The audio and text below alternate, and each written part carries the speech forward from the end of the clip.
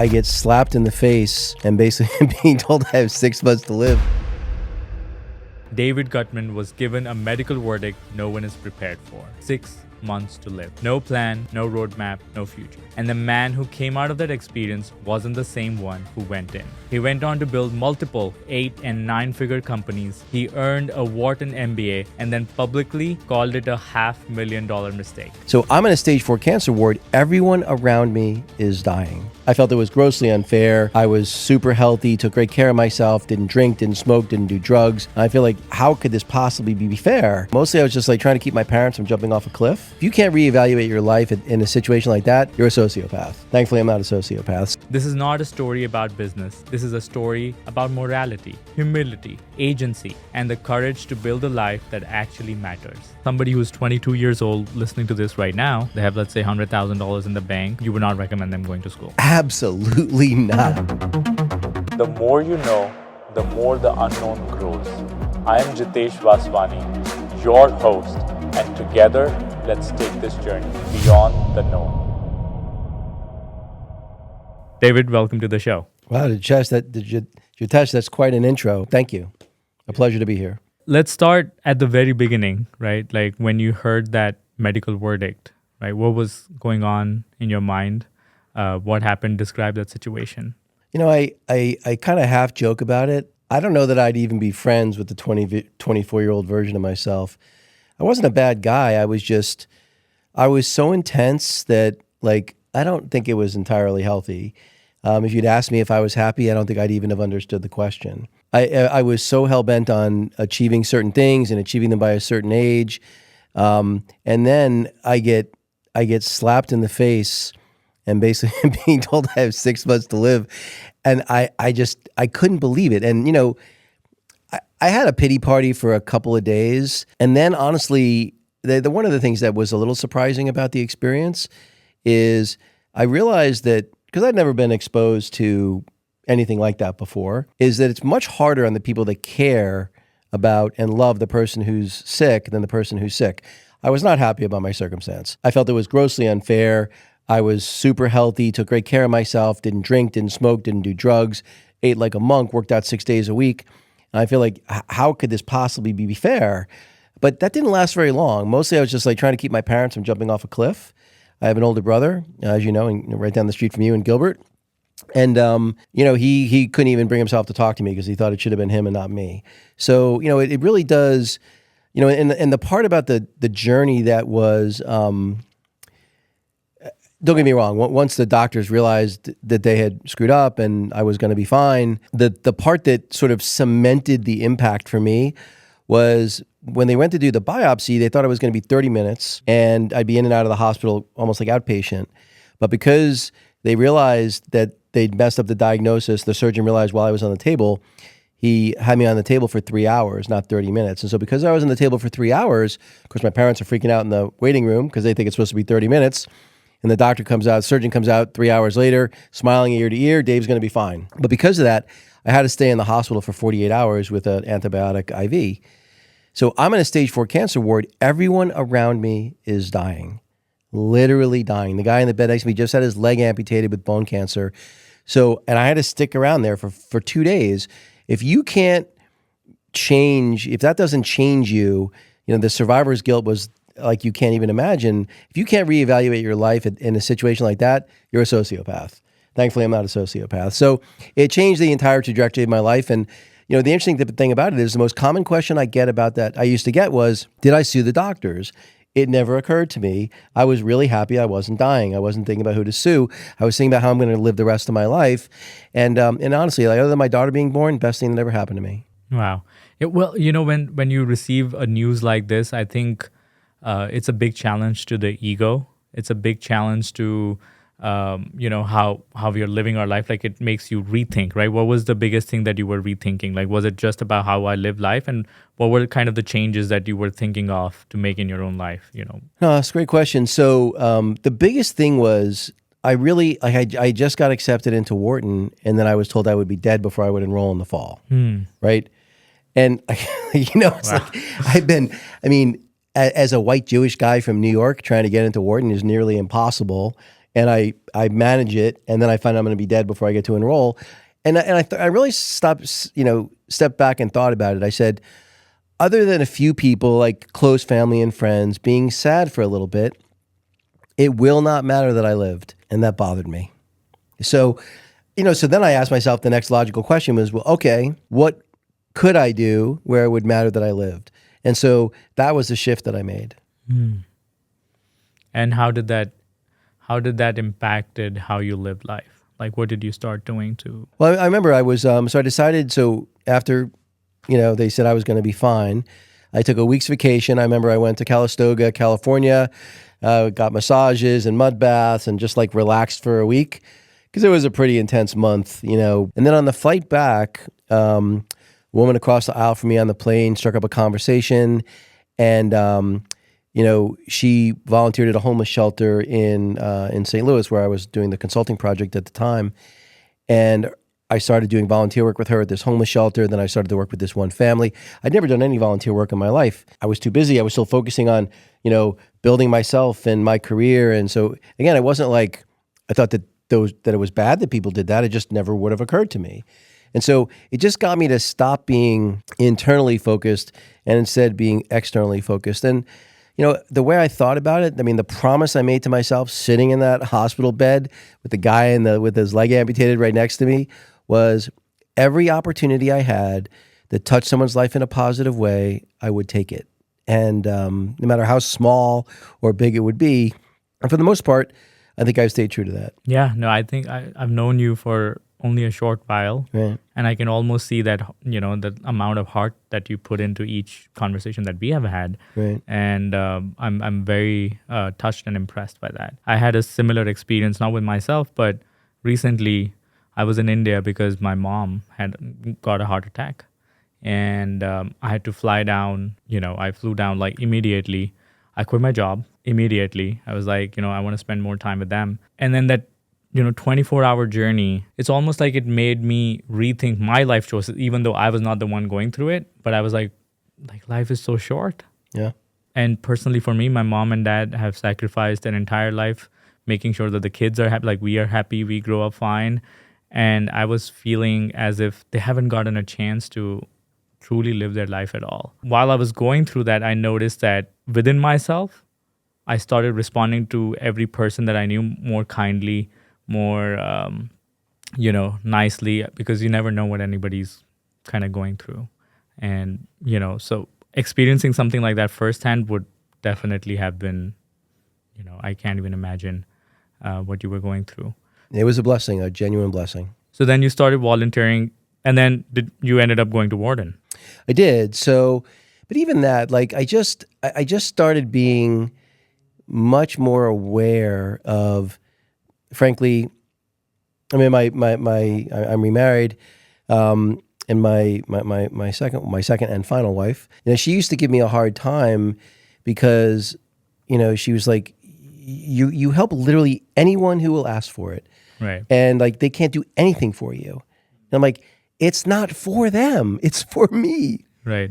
And I guess that's really what it comes down to, is that I don't think there's anything that feels better than being useful. And I guess that was really the shift that I made. Was I realized, think about it logically. Like, I think so long as you're like a mentally healthy person, right? What do you enjoy more? The person who gives you the really thoughtful gift, or that thoughtful gift you give someone where you've planned it for months and it's the gift they would never get for themselves, and you're just looking for the look on their face when they open the present. It's better to give than to receive, as cliche as it sounds. And the reality is that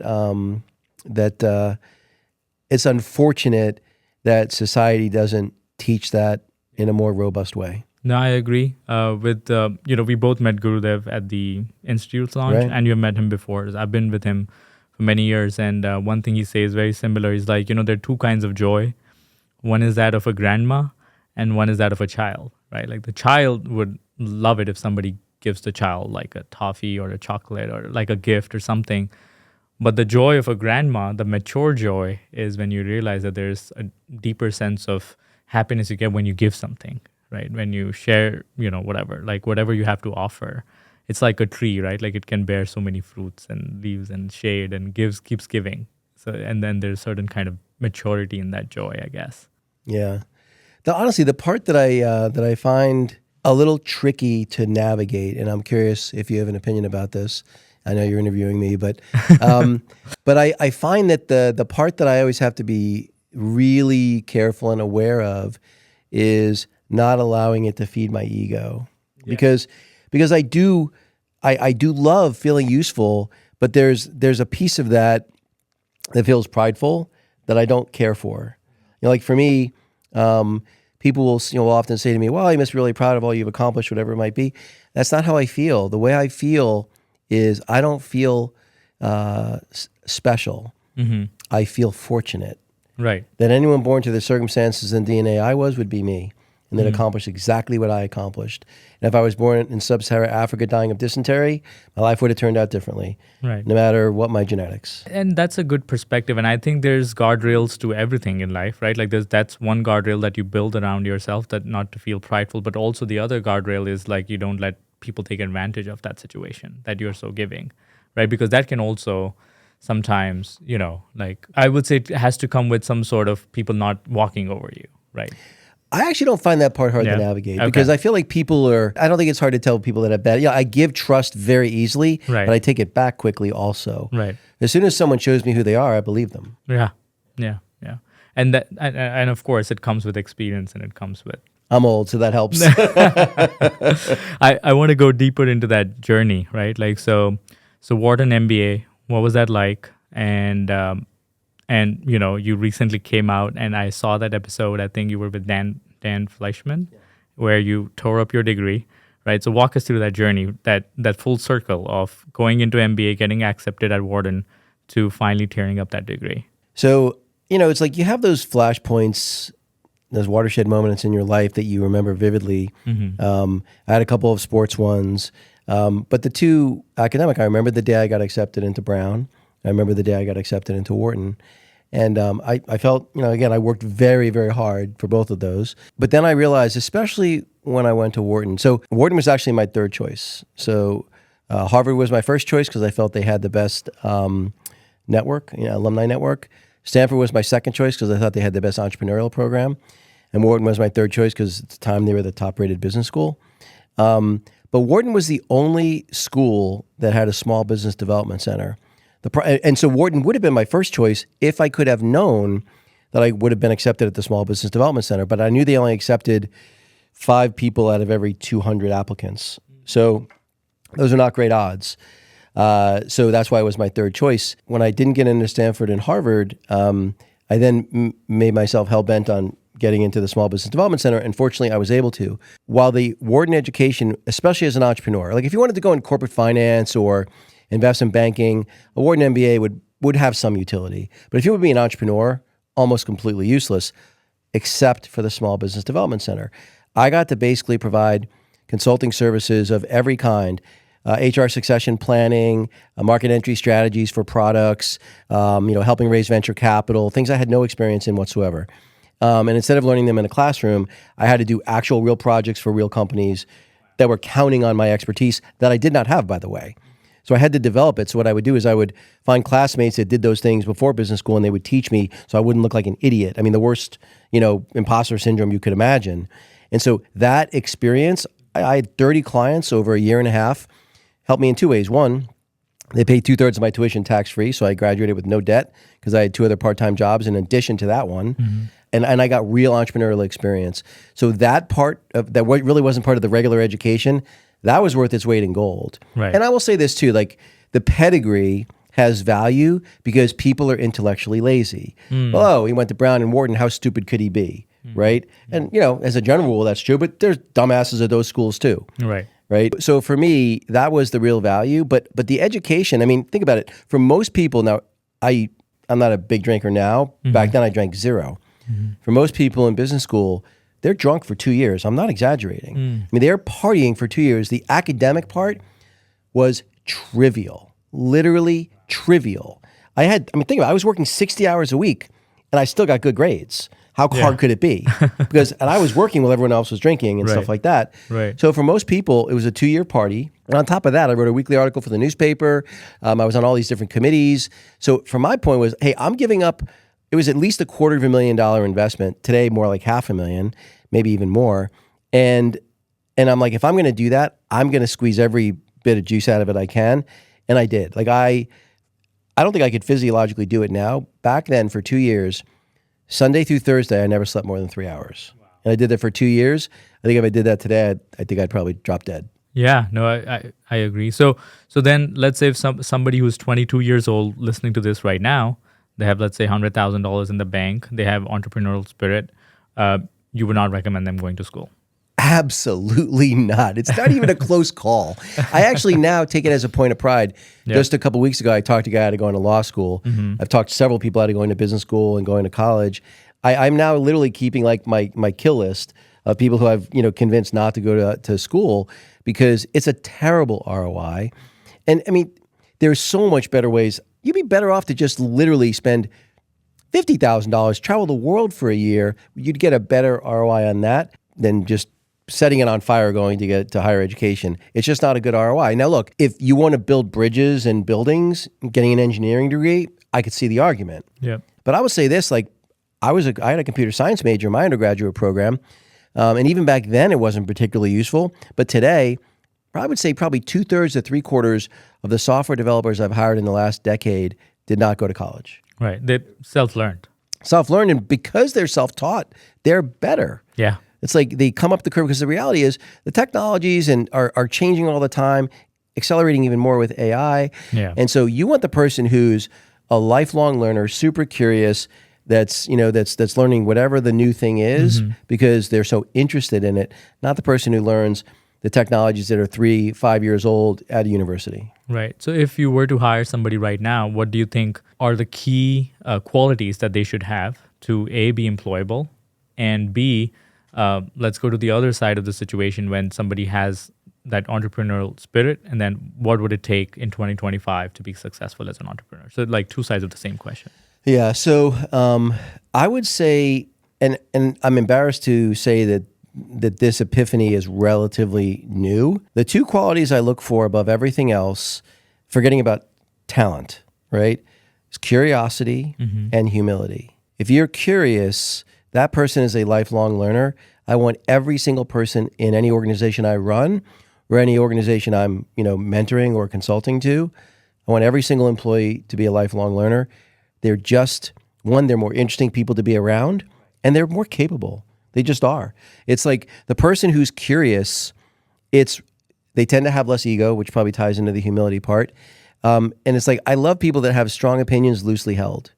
And the humility one, so, you find people all the time, you see them online, like a Jordan Peterson or Sam Harris or somebody like that, intellectually brilliant human beings. Right. But they're so emotionally invested in being right. It is literally their brand is being right and being the smartest person in the room. That is dangerous. That is a dangerous place to be. And so for me, humility and curiosity above everything else. What I would say, though, in the hiring process, when it comes to the talent portion of it, the best way to evaluate that is to have people demonstrate their process. So if it's someone's a software developer, give them a coding thing where you literally have them spend 2 hours, doing a coding project like on site. Or you do a case study for someone in marketing or finance or operations, whatever it might be, just to see how they think. Because if you can see how somebody thinks, it doesn't even matter whether they get the right answer. Right. The right answer is not even the issue. Right. It's how they process, right? Do they ask questions? What kind of questions do they ask? Are they self-directed? Do they give up easily? These are all things that you can demonstrate in a case study, if you will. And so I would say in terms of trying to demonstrate that someone's got the right aptitude, like let them actually do stuff as opposed to look at what's on a resume or try to ask them some tricky question. It shouldn't be gamed. It should be, hey, I'm really trying to, what I do is I make it very clear in the interview process that this is a mutual selection process. I want you to ask me questions about me and my company or the company I'm working for. I actually interview people sometimes for companies I'm consulting to. So I'm not even operationally involved in the business, but I'm pretty good at interviewing people. And I'm like, I want them to be as excited about working with me and vice versa. And when you do that, people lower their guard. They show you who they are. And again, it's like sort of like dating in the way that like every girl is not for every guy and every employee is not for every company. There's nothing wrong with that. I agree. I think one of my best interviews was, I've only been interviewed once in my life, and I stayed with, so this guy, his name is Wharton, and I was a young intern. I went to Freescale Semiconductors. It's no more got acquired by NXP. It's a big name in the semiconductor industry, and I was designing chips earlier for like commercial base stations, and recently in my last job, I was doing it for aerospace and defense. But what's interesting is I got interviewed once, and I was so impressed by the interviewer, like his name is Warren, he hired me because it felt more like a conversation. And it felt like we were trying to figure each other out, right? And so even though he was sharing problem statements, with me, and we were trying to solve it together. And I think that's what he was gauging. And that was the only one interview that I've ever had. I cleared that interview, got into an internship, then, that became my full-time job eventually once I graduated. And then when I switched roles, it's very interesting. When I switched companies, he's the same guy who hired me again. Right.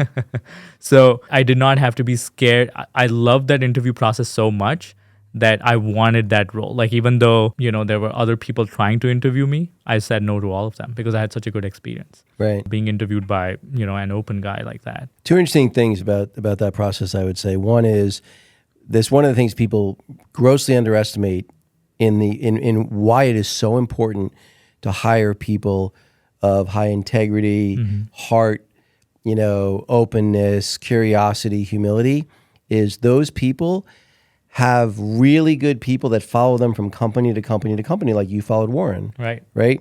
People really, so that when you hire someone really good, you don't just get them, you get their whole network. I mean, I hired this young kid, he was only 24 at the time I hired him, and I think I hired 6 or 7 people through him over the next like 6 months, every one of which was a bullseye, because they're like, hey man, if Alex says you're a great guy to work for, you're a great guy to work for.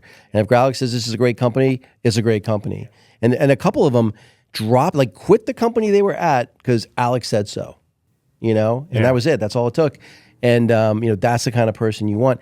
And he wasn't like, initially he didn't hire him in this big leadership position. Now, eventually it only took like 6 months. He was running my whole marketing team. But it was the kind of individual he was that people want to follow. Right. So what do you think are these qualities that a leader can have that make, like members of their team or people who they're trying to inspire just follow them wherever they are? Like, so one is humility, like you said, Humility and curiosity. It's you know what it is? It's don't be a jerk. Yeah. You know what I'm saying? Like let people, it's like you said in my intro, like listening carefully is a superpower that almost everyone is capable of, and so few people take advantage of. And I remember you made the point too that when I would consult to a company or a new leader in a company, I would interview every employee. Didn't matter, 30, 40, 80, every employee. Some might be only 20 minutes, some might be 2 hours, but the ability to gain insight is, hey, look, these are people that are doing the job.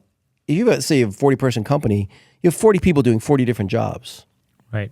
How could you possibly think you could understand at the same level of depth what they're doing every day as they do, right? You have to walk to that conversation with humility and then asking them, like, that's the other thing that always blows me away is I would say, what are the 3 things, I always like 3. What are the 3 things that if these obstacles got removed, you could be 50% more efficient?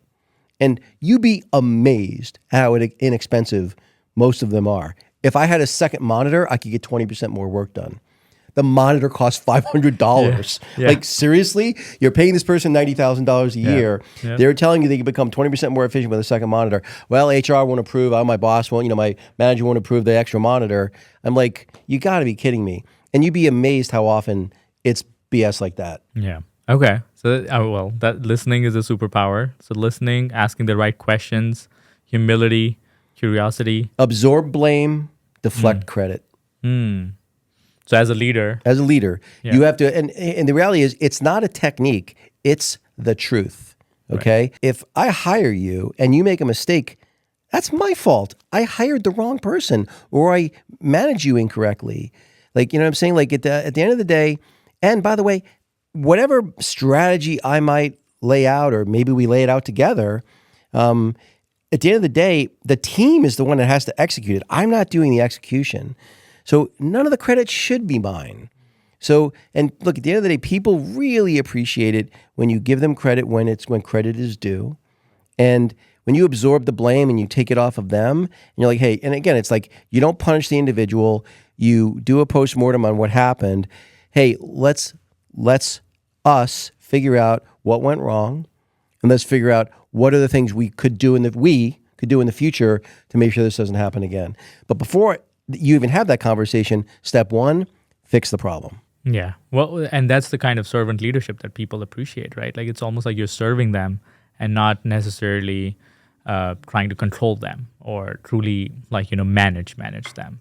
Well, the reality is you have 100% control over what you do, how you act, how you react to things, and you have virtually zero control over everybody else. Where should you spend your time? Where you have 100% control, where you have almost no control. It's obvious, right? Yeah. Now, what this requires, though, is you have to get pretty good at hiring, and you also have to get pretty good at firing. Like, because no matter how good you are, you will make hiring mistakes.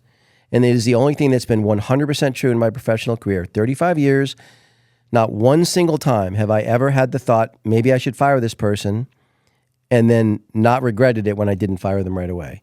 100% of the time, I wish I'd fired them sooner. I try to talk myself into it. Oh, maybe it's not that bad. Maybe their dog died, whatever. At the end of the day, when you have that thought, it's because they're not the right fit. And, while one really strong player can really improve a team, I would argue that one wrong player can destroy a team even more than the one great person can help a team. Hey, a quick pause. If you're listening to this and thinking, I need more peace in my day, more clarity in my mind, then I'll really encourage you to check out The Art of Living. The Art of Living offers a technique called Sky Breath Meditation, used by CEOs, pro athletes, and high performers around the world to recharge their energy, clear that mental fog, and reset the nervous system in minutes. They offer programs both online and in person. It is science-backed and it works. Head to artofliving.org to learn more. Wow. And a lot of these learnings then went on, like you have incorporated, in your mentorship style, right? Like you have the anti-MBA program that you recently launched. Talk to us about that. Look, so I called it, is actually the 18-year-old you referenced. Yes. She came up with the name. Oh, wow. Okay. Let's talk about that, right? How did that happen? So what happened was Anna is the 18-year-old daughter, just finished high school, of a very close friend of mine who I'm an advisor to his company. Mm-hmm. So, him and I have been good friends now for over 5 years. And I originally just hired his daughter, partly as a favor to him, partly because I did need some help. I thought I'd just have her do some social media grunt work and didn't think much about it. But she was super smart. Like she's the one who came up with the anti-MBA idea, the name, which is great.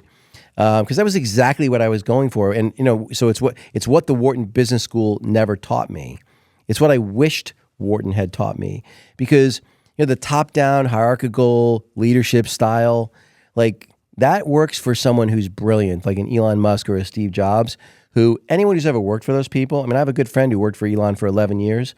He's like, not a nice guy. Yeah. Not a nice guy. Now, it's worth it because he's so brilliant that you can learn a ton. Also made him a billionaire. And so, I think that there's a lot of value in that, but that kind of style only works.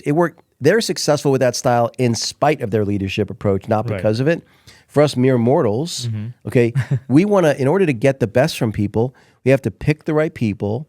It's like being a coach on any team, right? You have to, I don't know if you ever watched, I was a college wrestler, but there's a guy named John Wooden. He's one of the most successful basketball coaches in college of all time. And with the exception of having Kareem Abdul-Jabbar on his team for a few years, he was known for having teams of relatively average to above average players. And I think he won 11 national championships in 15 years or something like that. And the way he did it was by having every single player be part of the team and play their role in just the right way. He was the conductor. And he basically, his job, he was a servant leader. He made sure that, it was interesting, basketball wasn't even their top priority. Hey, they have to get good grades. They have to be decent human beings. They have to have a good moral compass. They have to treat each other fairly and deal with each other honestly and with integrity. And then if all that's true, hey, let's be great basketball players. And they mopped the floor with almost every team with way less talent than most of the teams they were playing against. I feel like companies are the same way. You'd be amazed at what the underdog can do when they're well led. Yeah. And so all of that went into, picking Anna for this. I wouldn't even call this an experiment. I would, is it like it was a little bit. So part of Yeah. it, look, at the end of the day, like I don't believe in altruism. I don't think altruism exists. If doing nice things felt bad, you wouldn't do them. You do them because they feel good, right? And so, she was so intelligent and so capable, and she was hardworking. And so here I am trying to launch this anti-MBA course, and I'm like, well, what better way to demonstrate? Because I think people think, oh, you're either born an entrepreneur or you're not. I do think that there's a segment of the population, let's call it 20%, okay, that under no circumstances could be an entrepreneur, okay? The other 80%, I think, not only could but should, especially in the world as it is today, because the world of having a stable corporate job for, a 40-year career, that doesn't exist. The illusion of it barely even exists, and at best, it's an illusion. If you think that as soon as AI can replace your job cost effectively, it's not going to, you're hallucinating. Yeah. Right? So the best thing is everyone needs to be, at a minimum, an entrepreneur of one. Yeah. Right? And you are your own corporation. Right. At a minimum. And so I think most people can be entrepreneurs if they're guided in the right way. And I wanted to demonstrate that. I said, hey, look, if I could take an 18-year-old with no business experience, not really a lot of business acumen just because he doesn't have much, to work with, and I can help that person be successful, what better way to demonstrate the fact that it can be done by almost anyone if you put the effort forth. And there's a lot of trust involved because you gave her the ownership of the company, right? So again, it's like everything else, right? I give trust easily and I take it back quickly. She has a vesting schedule. If she ends up being the wrong person, even though it's my friend's daughter, right? And again, I even told her this, transparency is super important. I said, Anna, you might decide in 3 months, this isn't for you. You want to go to college, and that's what you want to do. And you want to get into UCLA or Stanford, and you want to take the career, the college path, which I can't even imagine. But let's just say that's what you decided. I'm going to have to find someone else to run it. I'm going to need to give them, I'm fine to let you keep some of the equity, but I'm going to have to, so I feel like at the end of the day, she'll either deliver or she won't. And so long as we are having honest, she's an honest, fair-minded person, I'm an honest, fair-minded person. When that's the case, you can always find a solution. I wish I had like a mentor like you when I was 18, right? I don't even know what I was doing when I was 18. I was, preparing for university. The first year of my college was, I agree, it was like a waste of time. Like it feels like my mind was in a blur. Like I did not even know what I was doing. Like it was like that. Well, I mean, think about from my own point of view. So even though I was going to an Ivy League college, I still remember the process of me deciding what I was going to major in. I'm walking across campus to meet with my academic advisor, knowing I have to pick a major. Right. And I'm thinking, well, my dad did computer stuff and my brother did computer stuff. I guess I should be a computer science major. That's exactly what I did. That's literally as much thought as I gave to it. The reality is an 18-year-old has no business spending $200,000 deciding what they're going to do for the rest of their life. Exactly. It's stupid on its face. Yeah. That's exactly what I did. My brother did an engineering, electronics and communication engineering. My dad's a mechanical engineer. And they both walked with me. Right. As I was about to select my major, I was like, well, I guess I'm doing engineering. Well, besides being Indian, aren't your only choices doctor, lawyer, and engineer? And then you decide what you're going to do in life. Yeah, that's kind of like the staple for every Indian kid. Is like you become a doctor first or you become an engineer first, and then you get to live your life. Right. But at 18 years old, I think I had zero idea what I was going to do with my life and had zero idea why am I choosing an engineering degree versus something else. How could you? Yeah. How could you have any idea what you want to do with your life at 18 with as little life experience as you have? It's like, I know to me, like when I give, younger people advice, it's more about, hey, what can I add to my talent stack? what is it that in fact, I remember I was, someone had asked me to be a guest on, they have a monthly webinar and they wanted me to be a guest. And at the end of it, there was a Q&A session. And one of the guys asked me, because I had specifically made the point that I had tried to talk my daughter out of going to college. She didn't listen to me. Worked out fine for her, but whatever. And he's like, well, you said that, what would you tell an 18-year-old finishing high school to do? Right. I said, well, what I would tell that 18-year-old to do is I would basically say, tell me something you're really, really interested in. It doesn't have to be a passion. I actually think passion can be blinding. Right. And that's not necessarily the best place to be. But maybe you have an interest in sports, or you have an interest in fashion, or you have an interest in, doesn't matter what it is, basket weaving, doesn't matter. Find someone that is doing something really interesting in fashion or sports or whatever, and really do some homework, though, that this is a person who really is kind of doing really well and doing really interesting things in that area. Find that person, and maybe you find 2 or 3 people like that, so you're taking more than one swing at bat, and offer to work for that person for nothing. So think about what college is. College is worse than working for nothing. College, you're paying for the privilege. That's true. So I'm going to basically think about what you're doing is you're handpicking your teacher, right? And you're not having to pay for it. You're just not getting paid. And by the way, if you pick properly, like I was mentioning to you, that guy who's offered to be my chief of staff for free, I told him my number one priority for you working for me for free is you to work for me for free for as short a period of time as possible. Right. That's what people of character are going to want. If you're really adding value, okay, to that person you've offered to work for free, they're not going to let you work for free for very long. Yeah. No, yeah, that's true. And how much do you think the worldview affects this? So how much of the world has shaped this view inside your head? Like, for example, I can understand my parents wanting me to do engineering, right? Because, the generation above them was refugees. They had just escaped a violent partition, right, when India and Pakistan separated as nations. And the only thing they knew that their kids could be successful with was, education, right? The only thing my parents knew was if you choose a career path, which is a doctor, engineer, or a lawyer, you would become successful.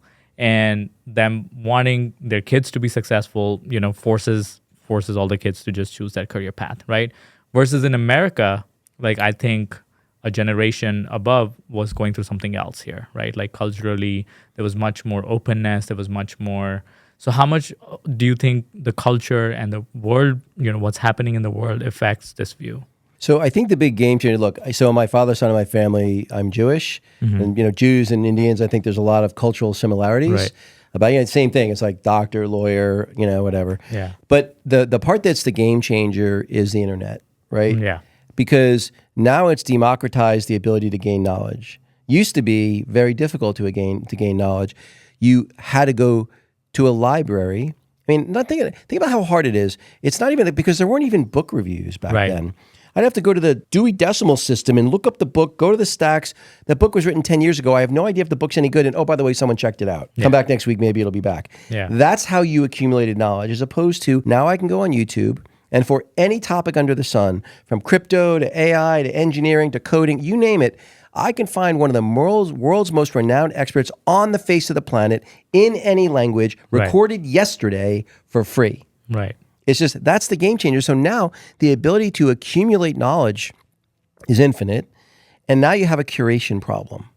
And so that's the reason why I'm saying, to me, back in the day, back in the, 1900s and early, 20th century, apprenticeship was a big thing. Right. Especially in other countries, but even in the US. And now apprenticeship is not, mentorship and apprenticeship, they're the same thing. And so to me, find someone who has the skills you want, the success you're looking for, that can get emotionally invested in your development as a person and as a professional. No better way to spend your time and energy. Yeah, that's valuable advice. So, David, going back full circle moment, you're 35 years past your expiration date. Right, yeah. Or that what scares you now? Honestly, the only thing that scares me is something terrible happening to my daughter. Other than that, nothing scares me. Been bankrupt once, never again. Told I was dying, not scared to death. So nothing scares me. That's the only thing that scares me, because it's the same thing that my parents must have felt when they were being told I had 6 months to live. Is you feel powerless, and feeling powerless about someone you love. I don't believe in unconditional love. Someone you love deeply. That's about as excruciating of a thing as I can think of. It's the only thing that scares me. But at the end of it, it's all love. Like, like if you dig a hole, like in that fear, like, like if you explore it further, it's basically love that's turned upside down in a way, right? Like it showcases Yeah, how what much it's you like. love her. I don't fear. There's no other loss that I Right. fear. To me, those are parts of life. I mean, I think the most cruel thing that life could serve anybody is outliving your child. I think that's the most cruel thing life could possibly give you. Anything less than that, you should count yourself lucky. Let's say if you were the dean of Wharton, right, and you were deciding the MBA program, what would you change? What module would you change? What would you take out completely? What would you add? How would you change the syllabus? I would make all learning experiential. There would be no traditional case study class. I still remember I took this marketing class, and they had this just stupid marketing game we had to play where we had a widget we were selling, and where in the 2x2 matrix was it, and that. I mean, it's just like, give me a real marketing problem to solve. Like the other thing I would do is, anyone who wanted to be an entrepreneurial major like I was, you would have to be required to actually start a business, set up the LLC, put your marketing plan together, raise capital. Like, if you want to teach people to be entrepreneurs, make them entrepreneurs. Yeah. So I would change the entire thing to be experiential. That's how it has to be. The biggest challenge I find being an entrepreneur is how to save on taxes. Believe it or not, that's my biggest challenge. Like, I'm good at, I think, marketing. I'm good at sales. I have a roster of clients that are paying us well, and we're doing good work for them. But because of the lack of financial education and financial literacy, I don't know what to do with the money. Let you and I talk. Okay. Because that's actually relatively easy to learn. Like, okay. That's the good news is, like, again, 20 years ago, much harder to learn. Yeah. Nowadays, really easy to learn. Awesome. So if any of our listeners want to find you, how should they connect with you? What's the best way? The easiest way is if you go to my YouTube channel, official David Guttman, at official David Guttman. My link tree is there with all of my socials. You can find me on all of them. X, Instagram are probably the two that I interact with the most. X, I probably the one I interact with the most. But I'd love to have my podcast on Apple just cracked, and I think I'm number 53 in the business category now. Awesome. I'm trying to crack the top 50. Yeah. My goal for next year is top 10. We'll see. Congratulations. But yeah, I would love people to just like and subscribe. That's probably the best place to find me. Awesome. Well, it was so valuable. I felt like I got a masterclass in leadership just sitting across from you. Thank you so much for joining us today, David. Jitesh, thank you for having me. Awesome. Wonderful. That was great.